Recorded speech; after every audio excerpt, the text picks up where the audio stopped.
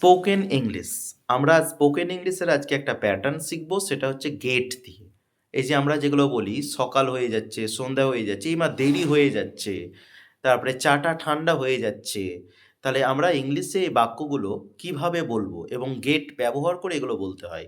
এবং এগুলো আমি ক্লাসে শিখিয়েছি এবং আমার স্টুডেন্ট কতটা ডেভেলপমেন্ট করেছে বা শিখতে পেরেছে, প্রুফ, প্রমাণ। চলো, চলো, বলো তো নীলাদ্রি, যে চা ঠান্ডা হয়ে যাচ্ছে কি বলবা?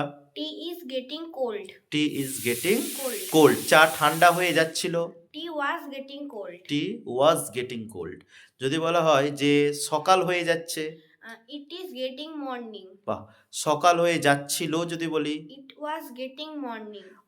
দেরি হয়ে যাচ্ছে, It is getting late. It is getting late. দেরি হয়ে যাচ্ছিল, It was getting late. It was getting late. বাহ, তারপরে যদি বলা হয় যে রাত্রি হয়ে যাচ্ছে, It is getting night. হ্যাঁ।